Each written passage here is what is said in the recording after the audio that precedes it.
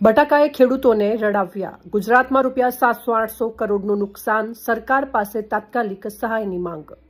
ગુજરાતમાં બટાકાના ખેડૂતો હાલ ભારે આર્થિક સંકટનો સામનો કરી રહ્યા છે.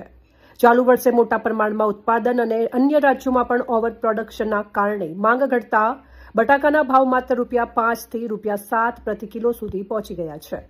વેપારીઓના જણાવ્યા મુજબ ગુજરાતમાં રાશન માટેના અંદાજે 4 કરોડ કટ્ટા બટાકાનું ઉત્પાદન થયું છે અને પ્રતિ કટ્ટા ખેડૂતોને સરેરાશ ₹200નું નુકસાન થઈ રહ્યું છે, જેના કારણે ખેડૂતોને અંદાજે ₹700 થી 800 કરોડ સુધીનું નુકસાન થવાની સ્થિતિ સર્જાઈ છે.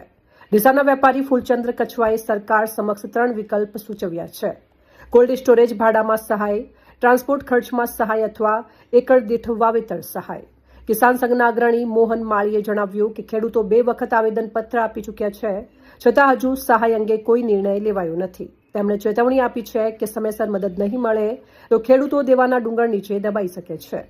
ખેડૂતોની માંગ સરકાર હવે તાત્કાલિક નિર્ણય કરે. વધુ અપડેટ માટે ફોલો અને સબસ્ક્રાઇબ કરો સેન્ટ્રલ ભારત ન્યૂઝ ચેનલને. ધન્યવાદ.